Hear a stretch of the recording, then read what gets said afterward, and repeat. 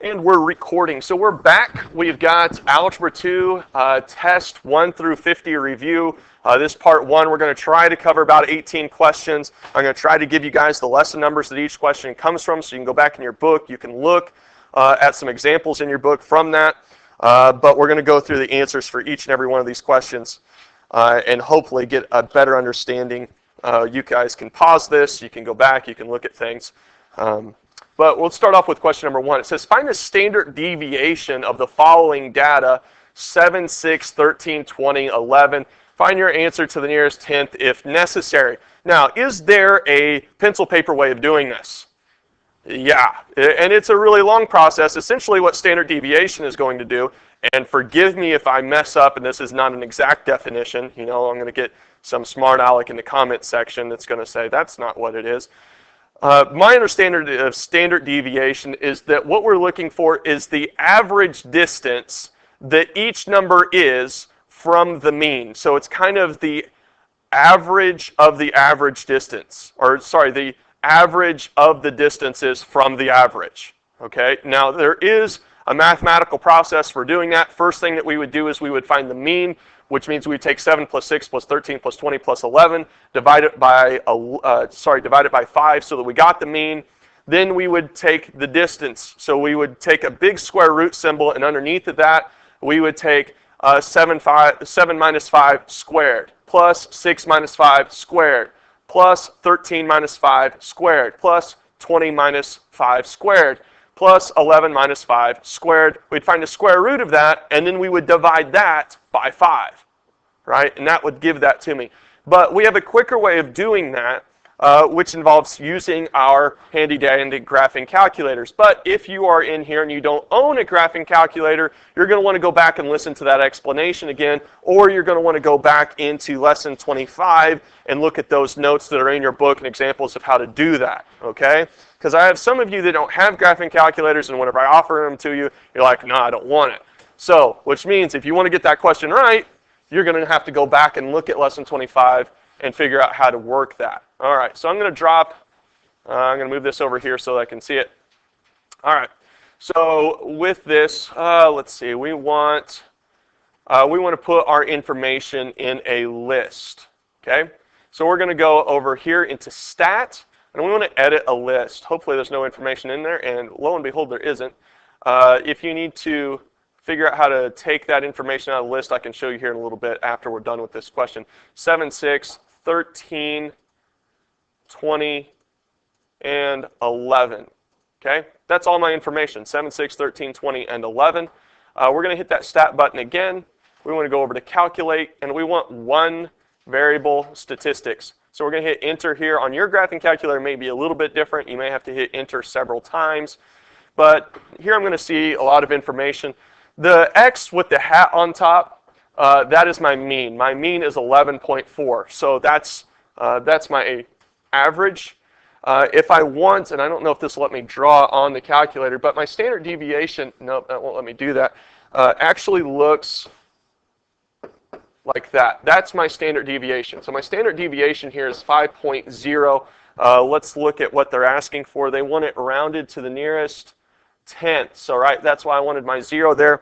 So 5.0 or 5, they actually put in the answer key, but it should be 5.0 is my standard deviation. And that's a whole lot quicker than finding 11.4 and doing, 7, or the square root of 7 minus 11.4 squared, plus 6 minus 11.4 squared, plus 13 minus 11.4 squared, plus 20 minus 11.4 squared, plus 11 minus 11.4 squared, square rooting all of that and dividing it by 5.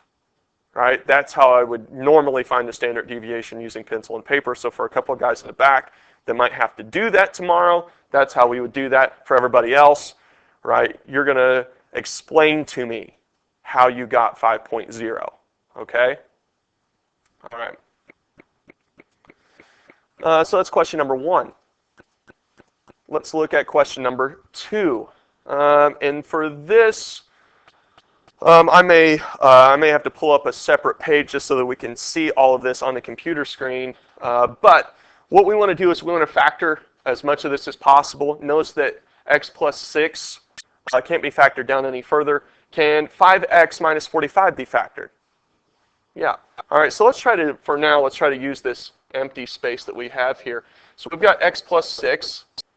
What can I factor out of 5x minus 45? 5. Okay, so we'd set 5 on the outside, and then I would get x minus what on the inside? 9. Okay? All right, now let's go to this next one. It says x squared minus 81. This is a sum difference. So can anybody tell me what two things that would factor down into?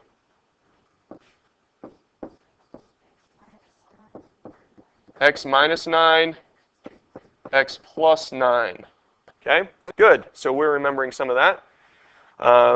Let's see, x minus 4, would that simplify at all? No, it's just x minus 4 times.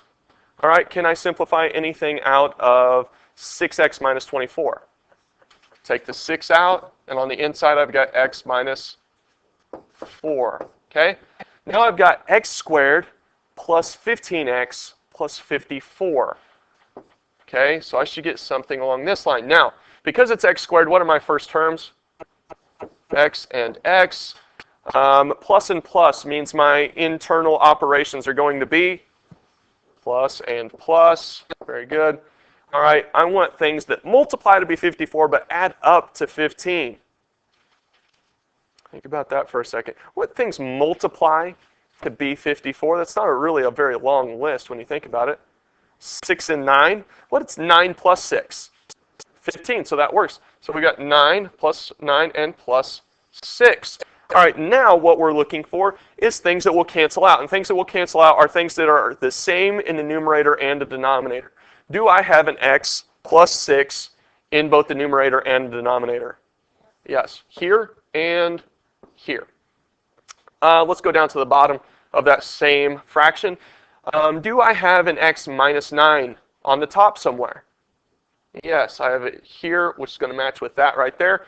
All right, so we're going to leave that 5. Let's see, let's come over to this remaining x plus 9. Is there an x plus 9 on the bottom anywhere? Yeah, so that'll cancel and that will cancel right there. Let's go down to the bottom fraction, or bottom side of that same fraction. X minus 4, does that show up on the top anywhere? Yeah, so x minus 4 will cancel out. So what I'm going to be left with is what? What's on the top? 6 over a remaining 5. And if I'm looking at our answer there, 6/5 is our answer. So do we see what we want to go through is we want to go through each individual part, factor as much as we can. Once we've got my numerators all factored, my denominators all factored, now we're looking at what will cancel out of the numerator and denominator and then what we're left with. Okay? Now, it looks like a really, really complicated question. My suggestion, like any complicated question, is take it one step at a time. We didn't do 10 things at once, right? We did the numerator of one fraction. Then we did the denominator of that fraction. Then we moved on to the next one, numerator, then denominator. Then the next one, numerator, then denominator, right? Don't try to take on too much at one time, okay? Is this question doable, right? Every question that I asked, you guys knew the answer to, okay? There was no information that I gave you that you did not already know, okay? So you guys are fully capable. All right, let's, in question number 2, if you want some example questions, go back. Look at lesson 31, multiplying and dividing rational expressions. All right, number 3. Find the number of permutations of the letters in study. The number of permutations in study. All right, let's look. Are all the letters unique? Is there any repeat letters? There's no repeat letters. How many letters are there? 5. Let's see if this works. 5 times 4 times 3 times 2 times 1. What is 5 times? 5 times 4 is 20. 20 times 3 is 60. 60 times 2, 120 times 1. There are 120 permutations. You could also write that up as 5 factorial and plug that in your calculator and get the 120. Okay? Now, if a letter had repeated, okay, we would not have, we might have included it, but if they asked for distinct permutations, we wouldn't, okay? Which means that we would not include Whenever they want something that's distinct, we don't include what repeats. Okay? Does that question make sense to us? If you want to see more examples of problems like that, because it may not be an exact problem just like that one, you'll want to look at lesson 42, finding permutations and combinations. Just because you're going to get a lesson 42 question doesn't mean it's going to be a permutation question. It might be a combination question, right? Which makes it worth your time to go back and not just look at this question, but go back and study lesson 42. Okay? Let's look at question number 4, cosecant. So not only is this a trig function, but it is a reciprocal trig function, right? Which adds another level of difficulty. What are my 3 main trig functions? Somebody went sin, okay. Yeah, because that's how it's written. We'll actually pronounce it as sine with a long I. The other one is what? Cosine. Okay, that's my symbol there. The third one is, you can see them on your calculator, tangent, tan. Okay, and sine is opposite over what? Oh, hypotenuse, good. All right, otherwise known as SO. Okay, cosine is adjacent over hypotenuse, otherwise known as ka. Okay, you know, that's car if you're in Boston, but we pronounce it as ka. Go pack the ka and have it yad. Okay, you can't hear it in the tape, but everyone's laughing really hard. Okay, this is a good joke. All right, tangent. Tangent is what? Opposite over adjacent. Okay, or TOA. Okay, like whenever you drop something heavy on your foot, you would yell, "My TOA!" And they all laughed really hard. Okay, so ka, TOA are those basic trig functions. Now, this question is asking for a reciprocal trig function. My reciprocal trig functions that run reciprocal right across, the reciprocal to sine is cosecant. Cosecant. Written just like that. Now, just so, like I said, we may not get a question that's exactly this. The reciprocal to cosine is secant, and the reciprocal to tangent is cotangent. Okay? Reciprocal means that I take that fraction and I flip it. So, if I'm looking for cosecant, am I looking for opposite over hypotenuse or hypotenuse over opposite? Okay? Now, because they're asking for cosecant, this must be a right triangle. Where would that right angle be? Has to be at angle C. And how did you know that, Dom? How did you know that angle C was a right angle? Was it just because it looked like it? There's got to be a better way than it looks like it. All right? Some people look smart because they wear glasses, but does that mean that they are smart? Yes, it does, because I'm wearing glasses. And again, they all laughed. But no, we can't make an assumption based upon appearances. All right? There has to be a way of knowing that if we're using cosecant, that it is a right triangle, but how do I know which angle for sure? Because the hypotenuse is always the largest side, and the right angle has to be opposite of it. Now, you're right, that if I know the right angle, then I know that the hypotenuse is going to be opposite of it. But if they don't give that to me, all right, because 30 is the largest side, and I know it's supposed to be a right triangle, then C must be the right angle. Okay, therefore, if I'm finding cosecant, what is hypotenuse? What is the hypotenuse here? What is the distance of the hypotenuse? 30, because it's opposite the right angle. Okay? And what is opposite to angle B? What is opposite to this angle right here? What length is opposite? 24. 24. Okay? But we're going to want to reduce that, right? 30 over 24, well, that would be 15 over 12. I could divide both of those by 3. 15 over 12, 15 divided by 3 is 5. 12 divided by 3 is 4. Okay, so I should get a final answer of 5 over 4. Right, and if I'm looking at question number 4, the answer is 5/4. Yay, they all cheered. You just can't hear them over the microphone. Okay, and let's see, what do we say? That you're going to want to look at lesson 46, finding trigonomic functions and their reciprocals. If you get an opportunity to go back and look at that information there, help you out further. Okay, number 5.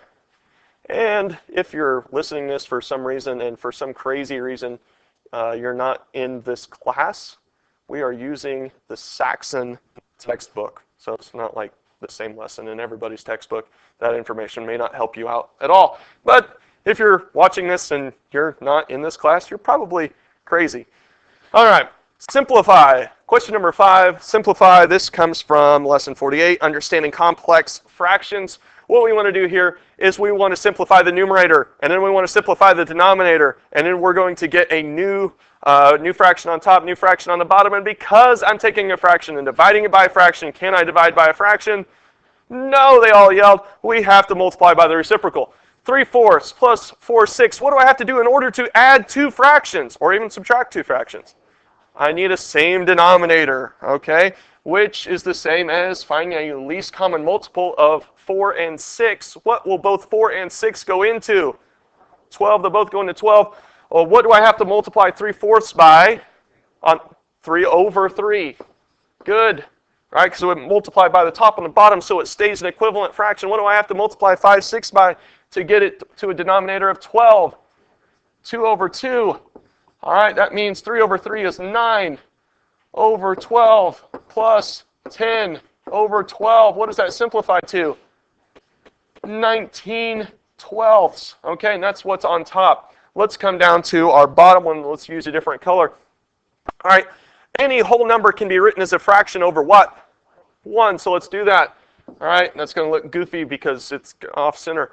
All right, but 2 over 1 and 1/8 have a common denominator. What is it? 8, right? So I'm going to multiply 2 over 1 by? 8 over 8, which means I'm going to, what's 2 times 8? 16 over 8 plus 1 over 8 is 17 over 8. All right, and so I'm taking 9/12 divided by 17 over 8. But I cannot divide. I must multiply by the reciprocal. So I'm going to take 19 times what? 19 times 8. Okay, and 12 times 17. Okay, what is 12, or sorry, what is 8 times 19? What's that? 152, 152. What is 12 times 17? 204. Those are both even numbers. Will they reduce? Number 5, let's see. 38 over 51. Make sure that you reduce. Okay, reduce as often as we can. Okay, you can always plug that in your calculator. It might give you a decimal. You're going to hit math, then you're going to hit fraction. It's going to give you that new fraction. Okay. Hopefully what you guys are seeing now, I don't do this for no reason. What I'm showing you on the board is the work that gets you there. Okay. So I'm modeling the work that I want to see on your box sheet on the test tomorrow. Okay. So don't just do your own thing. Okay, make sure that you are showing your work, and if you don't know how to do it, don't make up new work. Okay, use the same steps and the same methods that you've seen in class. Number 6, solve the compound inequality. Graph the solution set. All right, so I'm going to bring some of this stuff down into our number 7 area, white space. All right, we have 2 options. We could solve this all at once, or we could solve it in 2 parts. Which would we rather see, 2 parts or 1 part? 1 part. 1 part is fine. All right, if we're going to solve this in 1 part, I'm going to do the same thing twice, okay? Which means I'm trying to isolate x, so I'm trying to get everything away from this x right here. In order to do that, okay, the first thing I'm going to get rid of is 2. So I'm going to add 2 to both sides. Okay, that's what I mean. We're doing 2 things at once. So what is 1 plus 2? 3. So 3 is less than 3x. which is less than or equal to, what's 10 plus 2? 12. Now what I'm going to do is I'm going to divide by 3 across everything. Divide by 3, divide by 3, divide by 3. So what's 3 divided by 3? 1. 1 is less than x. X is less than or equal to 4. That's doing everything at the same time, right? We could have done that as 2 separate steps where we took 1 is less than 3x minus 2, solved. And then we could have done 3x minus 2 is less than or equal to 10, solved, and then brought all that information back together. But I would still get 1 is less than x. X is less than or equal to 4. Okay? Then we want to graph the solution set. Okay? Graphing the solution set is going to come across like this. Let's put 0 on the board. Okay? I notice that they don't give you a number line. But here's 1, 2, 3, 4. There's 1. There's 4. Okay? It's less than or equal to 4, which means I'm going to do a solid circle, right? Because I've got an equal to. What am I going to do around the 1? Is that going to be solid or open? Open. And because x is greater than 1, it's going to go this way, but it's less than 4, so it's going to go that way. But, so I'm going to end up back and forth, right, until I have a solid line in between those two things. Should look exactly like that. Okay? Now, keep in mind, this is what we call a conjunction. If it had been a disjunction, I would have had arrows moving in opposite directions. That's totally possible. Okay, that's where, let's say we had gotten something along the lines where x is less than 1, but x is greater than or equal to 4. Okay, in that case, right, it would have looked like this. Okay, with an open circle and a closed circle there. Okay, that's the difference. Okay, between a conjunction where it's all coming in, right, and a disjunction where it's all going out from that information. Do you follow that? Yes. Okay, great. That's 6. Like I said, we got to get to 19 of these questions. It's going to be really tough. So if you notice I'm talking really fast, it's because I'm trying to get as much information into you as humanly possible. Determine whether a relationship is an inverse variation. An inverse variation, we see an opposite relationship between my x's and y's, which means as the x's increase, the y's would decrease. Or as the x increases, the y's would decrease. I don't know if that's, maybe I just repeated myself. But let's look at the x's. It goes 3, 8, 9, 10, 12. Are those increasing? Okay, so these are going, I know this is going to be confusing, but they're going up in value. Okay, 126, 47, 35, 31, 27. Are those going down in value consistently? All right, which means there's no jump, right? So these are going down in value. All right, so far, could it be an inverse relationship? Yes. So far, yes. Okay, but I still have to check something, right? All right, I need to see if there is a constant, right? So question number 7 comes from lesson 12, solving inverse variation problems. So what we want is we want to see the relationship between these things. And I believe, let's go to lesson number 7. I don't want to mess this up. Lesson 7, or sorry, not lesson 7, but lesson 12. Let's look at lesson 12. Lesson 12, solving inverse variation problems. If you have your Saxon textbook, that's lesson 77. Notice they tell you, you've got a little box there. It says the product yx is a constant. Okay? Notice on the right-hand side it says as x increases, y decreases, or as x decreases, y increases. The product yx is constant. So what I want to do is I want to multiply all of these and see if I get the same answer. What's 3 times 126? 378. All right, what's 8 times 47? 376. Okay. What's 9 times 35? 315. What's 10 times 31? Probably 310. Right, and what's 12 times 27? 324. So is this an inverse variation? No, it does not have a constant. Okay, so even though my x's increase as I go and my y's decrease as I go, because there is no constant, it is not an inverse variation. Okay, the same thing is true whenever we try to start solving for direct variation, is that we have to have a constant for there to be a specific variation. Do you follow me? So it's not enough to say, hey, x increases, y decreases, therefore it's an inverse variation. No, you have to actually have some math. Okay. All right, that's number 7.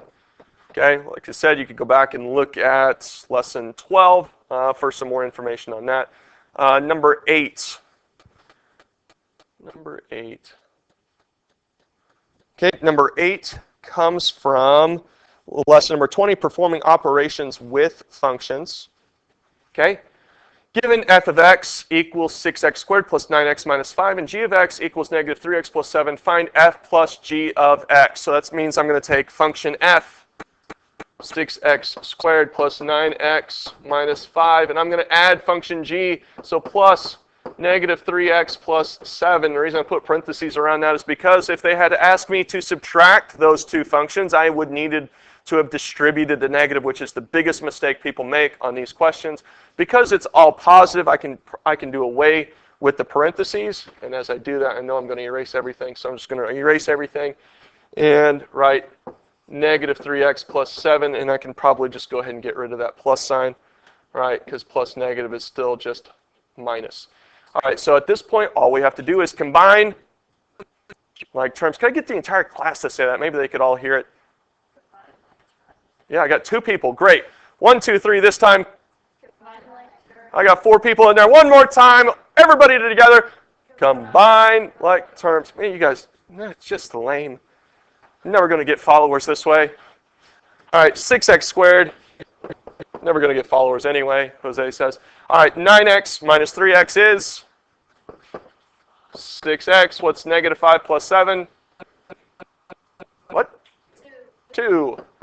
Negative 6x squared plus 6x plus 2 on number 8. Let's double check, make sure that's the answer. 6x squared plus 6x plus 2. And they go ahead and they tell me, hey, that's, what do they say? They say f of x. Oh, f of x plus g of x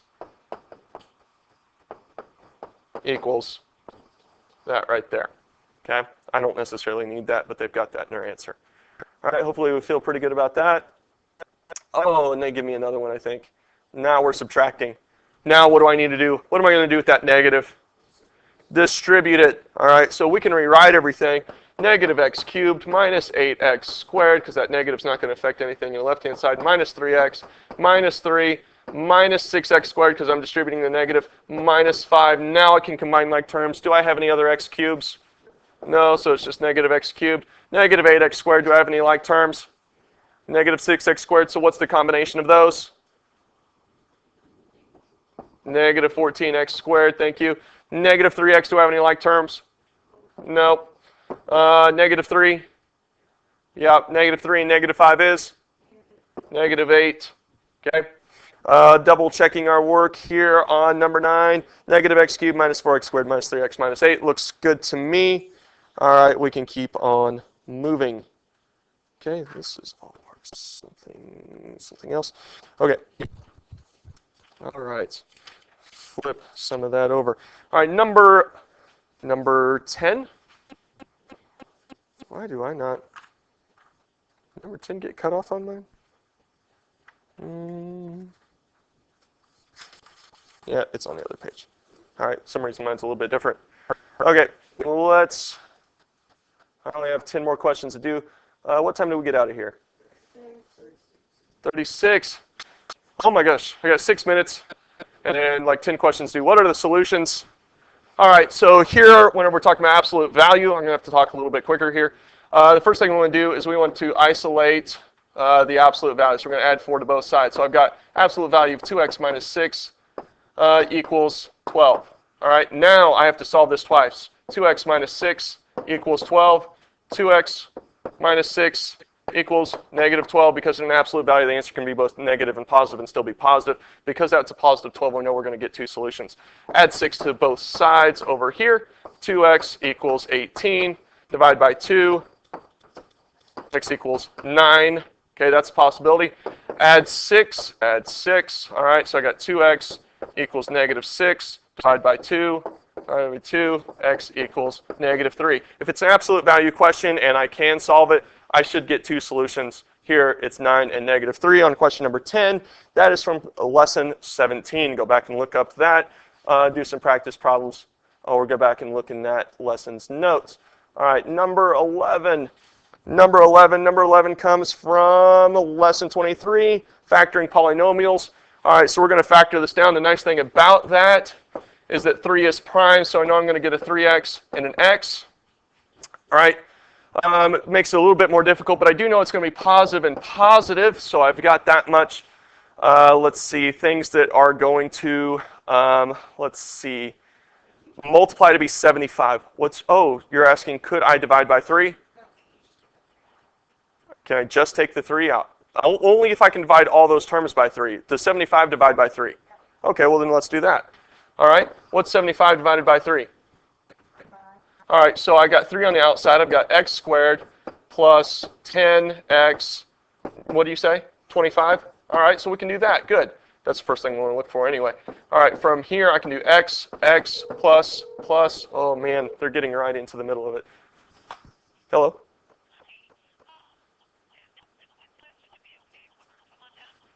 Sure. Not quite, not yet, but. Okay, all right, thank you. Bye. Emily, you need to go to the office when the bell rings. And everybody now knows that. All right, things that add up to be 10 but multiply to be 25. 5 and 5. 5 and 5. So really this is x plus 5 squared. Really x equals negative 5. What are we looking for? We're looking for 3 times x plus 5 squared. Right, and that works because we're going to bring this 3 down. That's squared. So we should understand that answer. I've got 4 minutes. Don't think I'm going to do it. I'm not going to get to 19 questions. All right. This is a pretty easy question. Determine if the graph is continuous, discontinuous, and or discrete. Determine if it's a function or a relation to determine the domain and the range. All right, it is discontinuous because there is a break at that open circle there. Okay, so it is discontinuous. It's not discrete because discrete is made up of a whole bunch of individual points that are not connected. All right, so we know that it is discontinuous. It's not discrete. Determine if it is a function. Does it pass the vertical line test? Why, yes, it does. Okay, so it is a function. All right, domain and range. Domain refers to how far to the left or to the right does it go. Domain is all real numbers. Okay. Range, actually, domain is going to exclude, let's see, if we're excluding an x value, it does not include except where x equals negative 10, okay, because it's not included, okay. Range, let's see, range, y is less than or equal to, looks like negative 4. So let me look at the answer key there on that question. Let's see, it's a discontinuous function. Domain is all real numbers except x equals negative 10, and a range y is less than negative 4 because of where it hits right there. It never goes above that. It's everything below that. Okay, so that's number 12. All right. I got 2 minutes. We're putting stuff up already. We're probably not going to get number 13 done. So what do you guys need to do? You need to go in and you need to watch not only this video, but you're especially going to need to watch video number 2, right? Because video number 2 is going to include everything that video number 1 didn't cover on the review. Were you able to grade your reviews, right? So, and you were able to get through all of that. And if you're watching this video, remember to like, subscribe, hit the notification bell, leave a comment in the section below. I don't have any merchandise yet, so, and I can't do a drawing and all the other cool stuff that they do. So anyway, oh, there's also thumbs up, share, all kinds of crazy stuff you're supposed to do. So I think I said subscribe. So anyway, all right, I'm going to hit stop now. It's the only thing people